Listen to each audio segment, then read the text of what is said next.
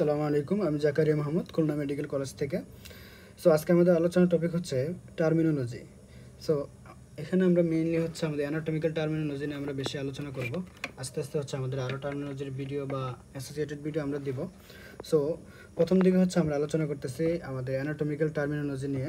বিশেষ করে যারা হচ্ছে প্রথম বর্ষের শিক্ষার্থী আছে তাদের জন্য এটা খুবই একটা গুরুত্বপূর্ণ এবং উপকারী ক্লাস হবে।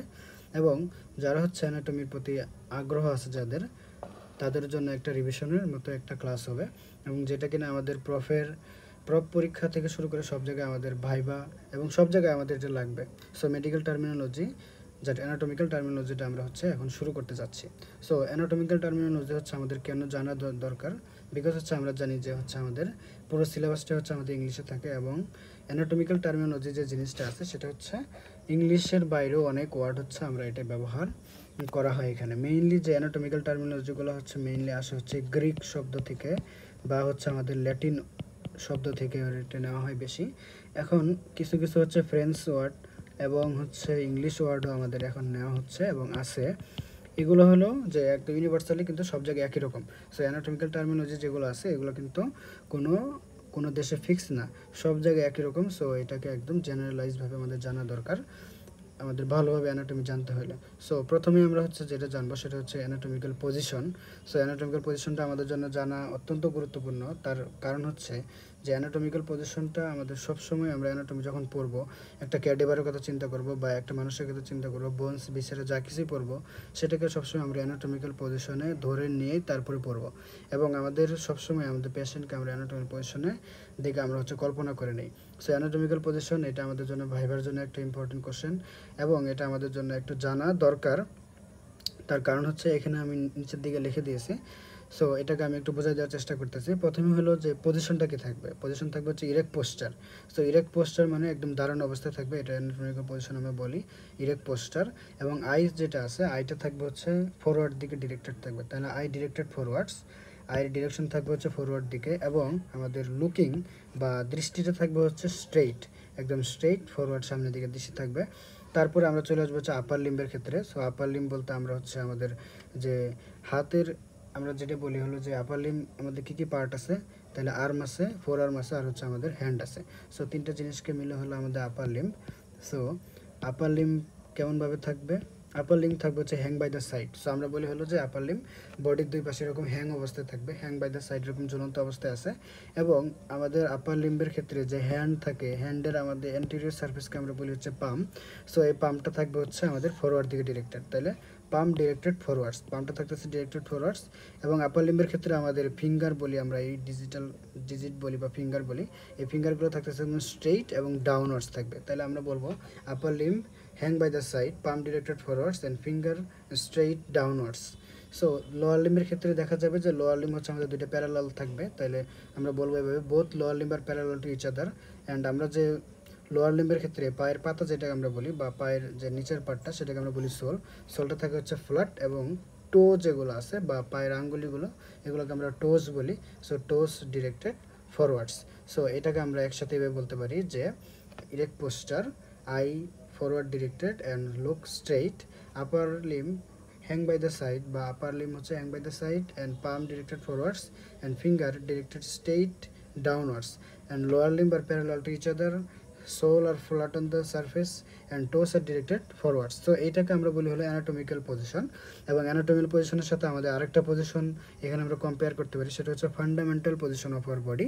So fundamental position of our body এটাকে আমরা হচ্ছে একইভাবে অ্যানাটমিক্যাল পজিশন যেমন fundamental position same to same, শুধুমাত্র আমাদের পামের যে ডিরেকশনটা, সেই পামের ডিরেকশনটা অ্যানাটমিক্যাল পজিশনের ক্ষেত্রে আমাদের থাকে ফরওয়ার্ড দিকে, আর ফান্ডামেন্টাল যে পজিশন সেখানে ক্ষেত্রে আমাদের পামের ডিরেকশনটা থাকে হচ্ছে মিডিয়াল দিকে।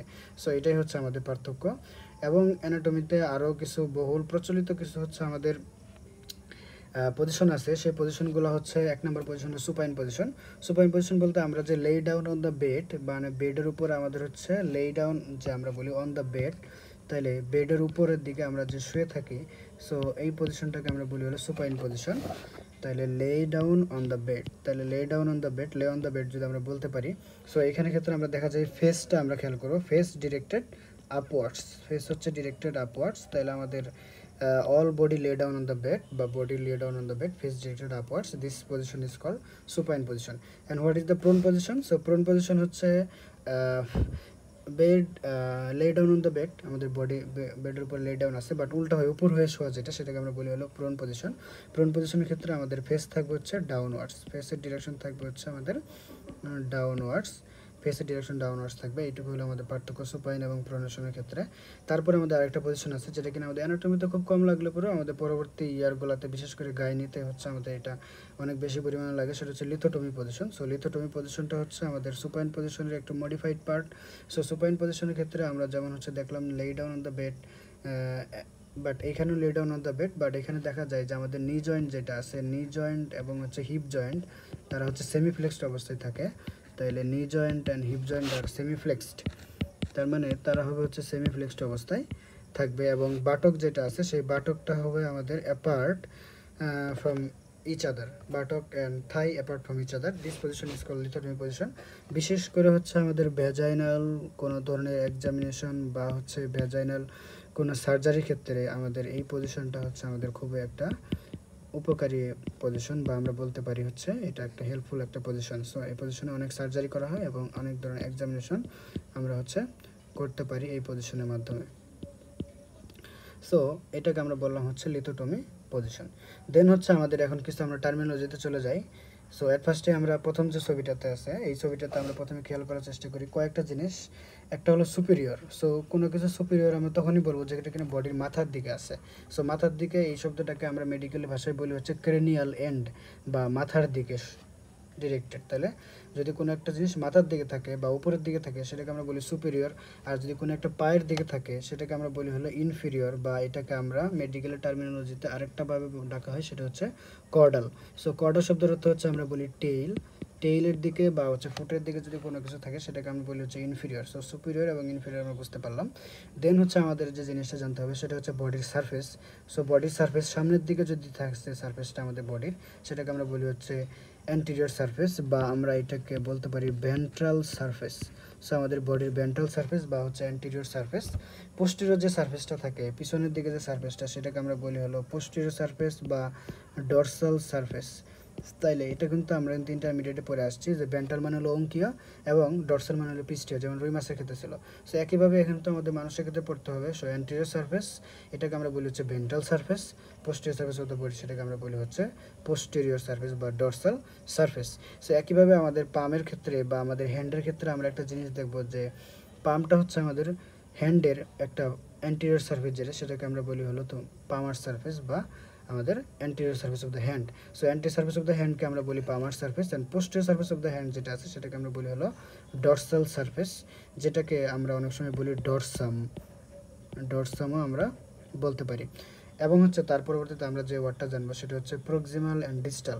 কোনো একটা জিনিস যেটা কিনা বডির কাছাকাছি আছে সেটাকে আমরা বলি হলো প্রক্সিমাল বা near to the body. Near to the body বলতে আমরা এখানে বডি বলতে আমরা বুঝবো হচ্ছে ট্রাঙ্ক, বা আমাদের দেহকাণ্ড যেটা আমরা বলি সেটা হচ্ছে ট্রাঙ্ক। সো ট্রাঙ্কের কাছাকাছি যদি থাকে সেটাকে আমরা বলি প্রক্সিমাল, এবং এটাকে যত দূরবর্তী যাবে সেটাকে আমরা বলি হচ্ছে ডিস্টাল। যেমন আমাদের হাতের ক্ষেত্রে যদি আমরা দেখতে পাই যে আমাদের আপার লিম্বের ক্ষেত্রে আমরা কিন্তু একটা জিনিস দেখতে পাচ্ছি যে বডির কাছাকাছি আছে এই যে এই পার্টটা, তাহলে এবং এখান থেকে যত দূরের দিকে যাবে তত হচ্ছে ডিস্টাল হবে। তাহলে এই পোর্শনটা হচ্ছে more proximal of the upper limb and this is the distal portion of the upper limb. So এই পার্টটা আমাদের ক্লিয়ার হয়ে গেল। পরবর্তীতে আমরা যেটা এখন দেখব সেটা হচ্ছে তিনটা word, medial, intermediate and lateral. So mid line আমাদের বলতে আমাদের বডির মাঝ বরাবর যদি একটা লাইন টানি সেটাকে আমরা বলি মিড লাইন। সো এই মিড লাইনের কাছাকাছি যদি হয় বা মিড লাইনের দিকে হয় সেটাকে আমরা বলি হলো medial, towards the mid line or near to the mid line এটাকে আমরা বলি হলো মিডিয়াল। এবং এই মিড লাইন থেকে দূরবর্তী যদি হয় সেটাকে আমরা বলি হচ্ছে ল্যাটারাল, বা মিড লাইন থেকে দূরের দিকে সেটাকে আমরা বলি ল্যাটারাল। এবং এই দুই পয়েন্টের মাঝখানে যেটা থাকে সেটাকে আমরা বলি হলো ইন্টারমিডিয়েট বা মধ্যবর্তী, আমরা বুঝতে পারতেছি। সো আমরা নেক্সট স্লাইডে চলে যাই, নেক্সট ছবিতে। সো এখানে ক্ষেত্রে আমাদের স্পেশাল চারটা পয়েন্টের কথা আমরা বলবো, সেটা হচ্ছে কম্বাইন্ডলি বলা হয়। যেমন একটা জিনিস হচ্ছে উপরের দিকে আছে বা মাথার দিকে আছে এবং বডির মিড লাইন বরাবর বা মিড লাইনের কাছে আছে, তাহলে সেটাকে আমরা কীভাবে বলবো? সো যেহেতু উপরের দিকে আছে বা মাথার দিকে আছে সেজন্য আমরা বলি সুপিরিয়র, এবং যেহেতু সে মিড লাইনের কাছাকাছি আছে সেটাকে আমরা বলি হচ্ছে মিডিয়াল। সো সুপেরো মিডিয়াল বলতে বোঝানো হয় এমন একটা স্ট্রাকচার যেটা কিনা মাথার দিকে এবং বডির মিড লাইনের দিকে, সো এটাকে আমরা বলি সুপেরো মিডিয়াল। এবং হচ্ছে যেমন উদাহরণ হচ্ছে এখানে নেক পোর্শন বা আমাদের ঘাড়ের পোর্শনটা কিন্তু আমাদের হচ্ছে সুপেরো মিডিয়াল পজিশনে আছে। এবং হচ্ছে শোল্ডার যদি আমরা বলি, আমাদের যেটা কাঁধ বলি আমরা নর্মালি শোল্ডার, সো এটা কিন্তু হচ্ছে ইনফেরো ল্যাটারাল। ইনফেরো মানে হলে আমরা কিন্তু বলছি যে পায়ের দিকে হলে বা একদম লেজের দিকে যেটাকে আমরা বলি সেটা হচ্ছে ইনফেরো। এবং যেহেতু মিড লাইন থেকে দূরবর্তী দিকে যাচ্ছে বা মিড লাইন থেকে দূরবর্তী দিকে, সেটার জন্য এটাকে আমরা বলি ল্যাটারাল। একসাথে আমরা বলতে পারি inferolateral. So shoulder is inferolateral position in relation to our body. Then আর দুইটা কথা হচ্ছে আমরা এখানে জানবো, সেটা হচ্ছে যে অ্যান্টি সারফেসের সাথে মিল করে বলবো যে একটা জিনিস উপরের দিকে আছে বা মাথার দিকে আছে, সো এই জন্য এটাকে আমরা বলি সুপেরিয়র। এবং যেহেতু পোস্টেরিয়র সারফেসের কাছাকাছি আছে, সো এই জন্য আমরা বলি পোস্টেরিয়র সুপেরিয়র। যেমন হচ্ছে আমাদের বাটকটা আমাদের পোস্টেরিয়র সারফেসের কাছাকাছি এবং মাথার দিকে in relation to feet, so এটাকে আমরা বলতে পারি হচ্ছে posterior superior position. Then anteriorly আমরা দেখতে পাচ্ছি অ্যান্টেরিয়র ইনফেরিয়র পজিশন, যেটা কিনা আমাদের knee joint anterior inferior position. So inferior দিকে বলতে আমাদের পায়ের দিকে, এবং অ্যান্টেরিয়র বিকজ হচ্ছে it is near to the anterior surface. Then আমাদের সবচেয়ে গুরুত্বপূর্ণ একটা টপিক যেটা কিনা আমাদের এখন অ্যানাটমিতে হরহামেশাই লাগবে, সেটা হচ্ছে what are the plane of our body. So plane of our body হচ্ছে আমাদের প্লেনগুলো আমরা বলবো যে প্লেন হচ্ছে টু ডাইমেনশন একটা থিওরি। সো আমরা জানি যে টু ডাইমেনশন বলতে হচ্ছে যার একটা দৈর্ঘ্য প্রস্থ আছে। সো আমাদের বডিকে আমরা বিভিন্ন প্লেনে হচ্ছে ভাগ করতে পারি। এই প্লেনগুলোর নামকরণ কীভাবে হয়েছে এবং কীভাবে এই প্লেনগুলো আমরা কল্পনা করব সেগুলো আলোচনা করব আমরা।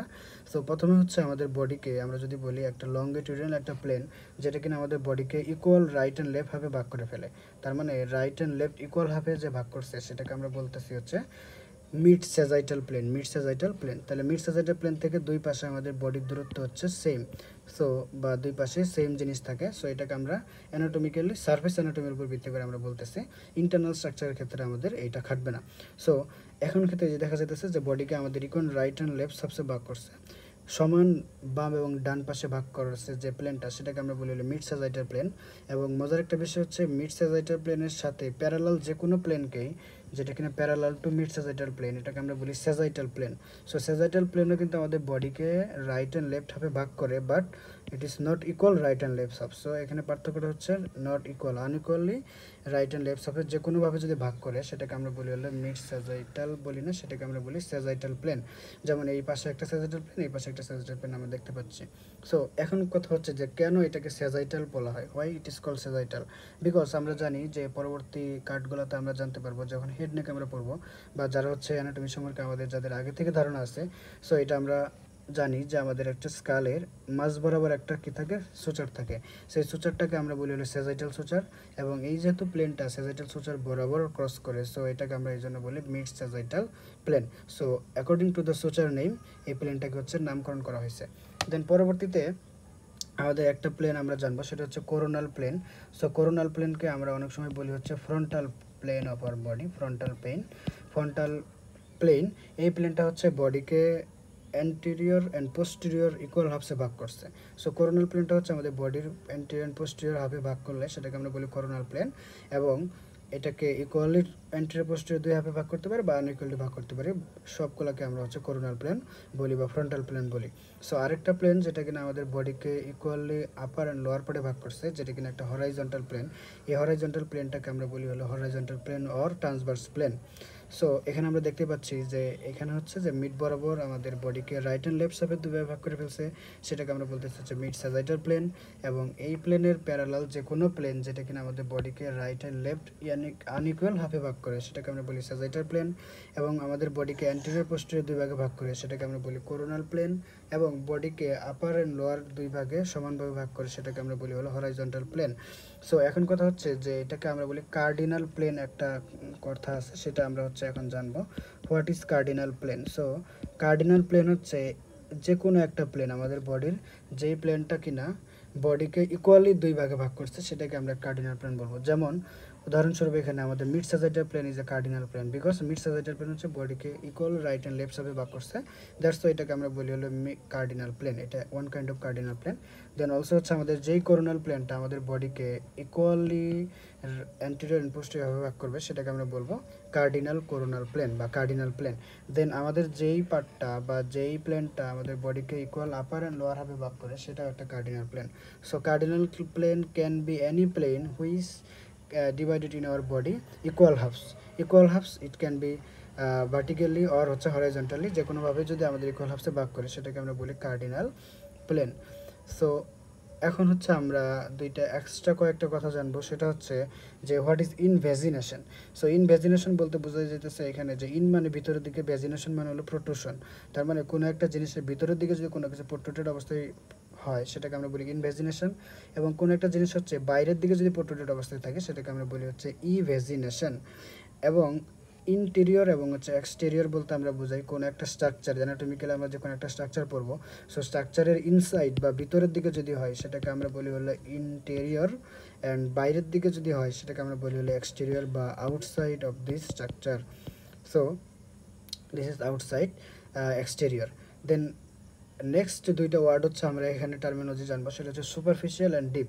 So any structure near to the surface, so near to the surface of our body, তা বডির আমাদের হচ্ছে সারফেসের দিকে যদি হয় সেটাকে আমরা বলি হচ্ছে সুপারফিশিয়াল স্ট্রাকচার, এবং যেই স্ট্রাকচারটা আমাদের বডির সেন্টারের দিকে সেটাকে আমরা বলি হলো deep structure. So any structure which near to the surface this is call superficial, and near to the centre this is call হচ্ছে ডিপ। সো আশা করি তোমাদের এই টার্মিনোলজিগুলো হচ্ছে ক্লিয়ার হয়েছে। সামনে আমরা আরও হচ্ছে এরকম ভিডিও দেওয়ার চেষ্টা করব। সো তোমাদের কোন বিষয়ের উপর ভিডিও দিলে ভালো হয় বা কোন টপিকের উপরে আমাদের ভিডিওগুলো দিলে ভালো হয় তোমরা হচ্ছে কমেন্ট সেকশনে জানিয়ে দাও এবং নিজেদের মধ্যে হচ্ছে ভিডিওগুলো শেয়ার করে দাও। Thank you.